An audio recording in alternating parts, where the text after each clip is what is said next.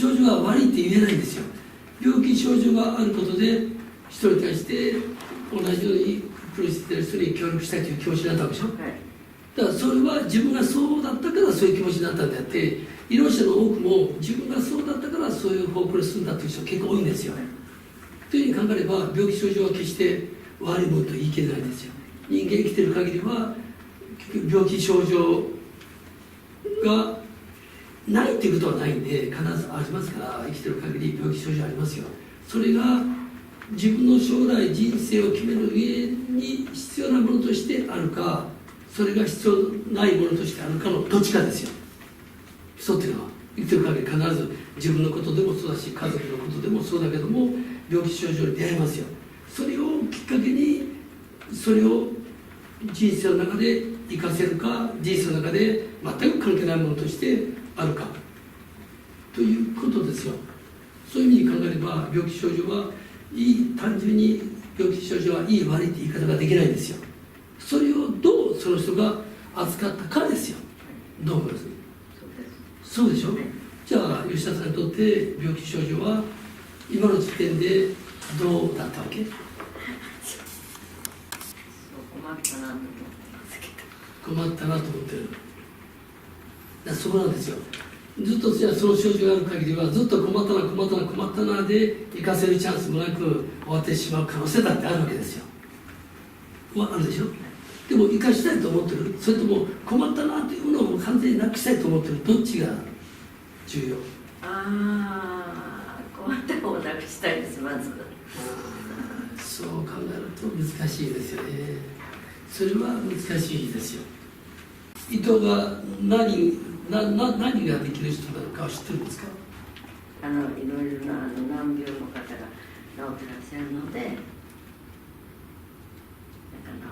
方を治せるのです。それは吉田さんが伊藤が吉田さんに対して自分に対して何ができる人なのかということを吉田さんが知らない。病気症状が悪いと思ってないですから、その状態を取るということの意味付けですよ。それを良くするという意味付けがだからできないとできないですよ。毒脳っていうのはその人の情報を読んで、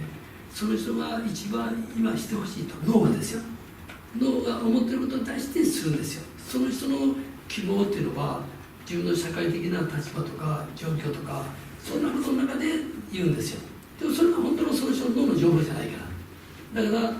脳の情報でないその人の今の状況に対してそれをやると後で問題が起こるんですよっていうのを知ってますから、だから私がやる場合にはその人の脳の情報に従ってやるっていうことなんですよ。それが毒脳療法なんですよ。多くの人は医者も歯科医師も結局その人に関係ないところで習ったもの、これ一生懸命教育すればいいんだから習ったもので治療するわけですよ。だからその結果効果が上がらないのはしょうがないですよ。その人のことを習ってないから。私の場合にはそんなもの一切いらない、全てその人全てその人に対して向かった時に大事なのは今の訴えているその病気症状というものをどう捉えているのかということが一番重要なんですよ。病院では薬飲みますかって言われたんですけど、パーキンソンの副作用があるので断り。今度は鍼灸をやってみたら効果なかった、はい、で次はじゃあ伊藤のやってみたまたまお友達にはこういう先生いらっしゃるからでそれをずっと繰り返していくわけですね。じゃあ私は吉田さんに対して他の人と違って何ができるわけ？難病をよく治されてるのでそれはどうして治せるわけ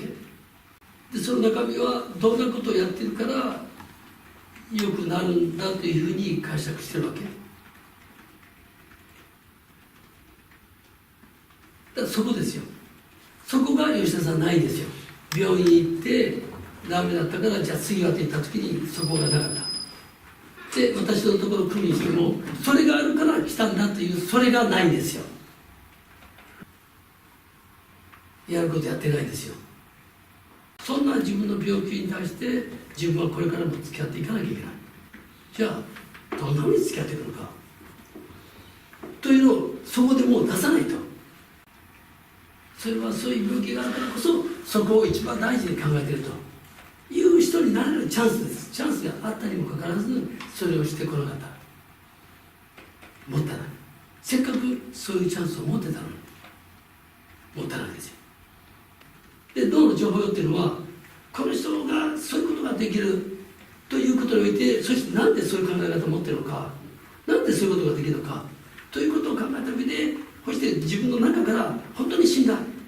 病院でも今の医学でも治せないと、そんなものでも脳の中、自分の脳の中にその答えがあって原因があって、そしてそれを探すことで良くなる可能性っていうのは医学にあるんじゃなくて、その人にあるんじゃなくて自分の中にある。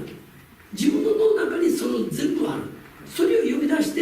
自分に対してやってくれる可能性があるんだという、そういうことができる人なんだ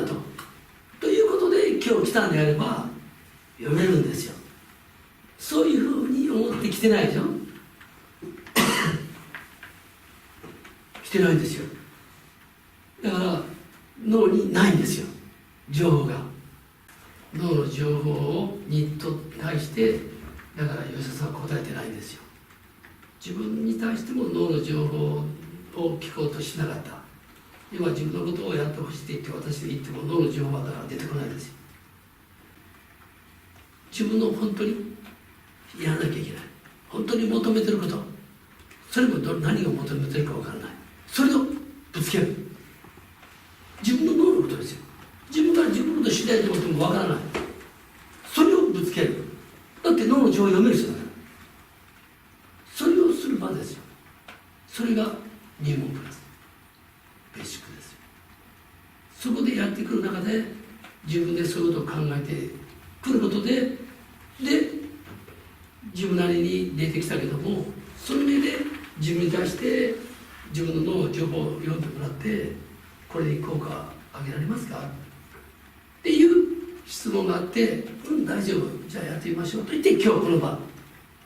であれば効果はある程度出せたら分かる。